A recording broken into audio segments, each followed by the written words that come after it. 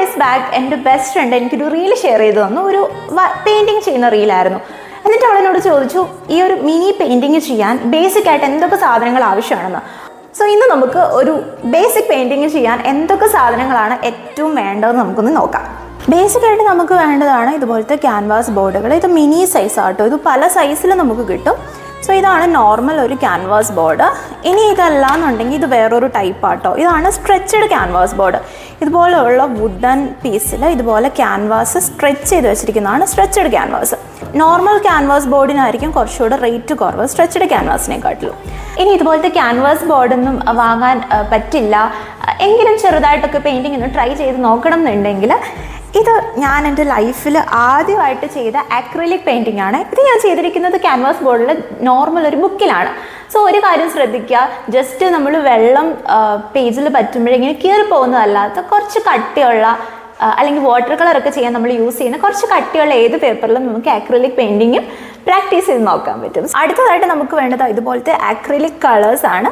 ഇതിപ്പോൾ 14 ഷെയ്ഡിൻ്റെ tube colours ആട്ടോ. Beginners ആണെങ്കിൽ നമുക്ക് 14 കളേഴ്സിൻ്റെ അല്ലെങ്കിൽ 20 ml വലിയ ട്യൂബ്സ് വാങ്ങേണ്ട ആവശ്യമില്ല. ഇത് പല നമ്പറിലും പല ML ഒക്കെ നമുക്ക് കിട്ടും.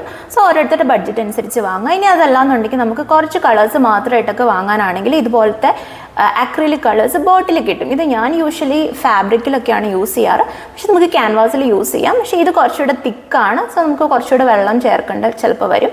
ഇത് കുറച്ചുകൂടെ ലൂസായിട്ടുള്ള പെയിൻ്റാണ്, അപ്പോൾ അതിനനുസരിച്ച് യൂസ് ചെയ്താൽ മതി. നമുക്ക് വേണ്ടത് പെയിൻറ്റിങ് ബ്രഷുകളാണ്. അക്രിലിക് പെയിൻറ്റ് ചെയ്യാൻ നമുക്ക് ബാക്ക്ഗ്രൗണ്ട് ഒക്കെ പെയിൻറ്റ് ചെയ്യുമ്പം യൂസ് ചെയ്യുന്ന ബ്രഷാണ്. ഇതാണ് ഫ്ലാറ്റ് ബ്രഷ്.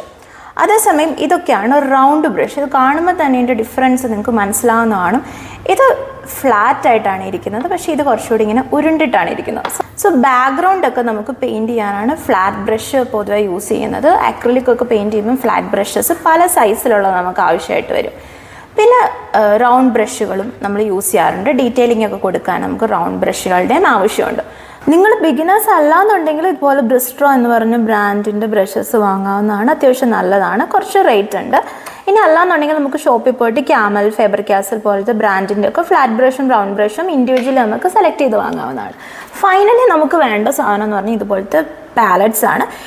ഇതുപോലെ കടയിൽ നിന്ന് വാങ്ങണമെന്ന് യാതൊരു നിർബന്ധവുമില്ല. വീട്ടിലുള്ള എന്തെങ്കിലും പഴയ പ്ലാസ്റ്റിക് പാത്രങ്ങളോ പ്ലാസ്റ്റിക് അടപ്പുകളോ എന്തിൽ വേണം നമുക്കിങ്ങനെ പെയിൻറ്റ് മിക്സ് ചെയ്യാൻ പറ്റും. പക്ഷേ വൺസ് അത് മിക്സ് ചെയ്താൽ ഇത് നമുക്കിങ്ങനെ റിമൂവ് ചെയ്യാൻ കുറച്ച് പാടായിരിക്കും. ബട്ട് നിങ്ങൾക്ക് അതും യൂസ് ചെയ്യാം. ഇതുപോലത്തെ പാലറ്റ്സ് വാങ്ങണമെന്ന് യാതൊരു നിർബന്ധവുമില്ല. ഐറ്റംസ് ആണ് ഒരു ബേസിക് ആയിട്ടുള്ള അക്രിലിക് പെയിൻറ്റിങ് ചെയ്യാൻ നമുക്ക് ആവശ്യമായിട്ടുള്ളത്.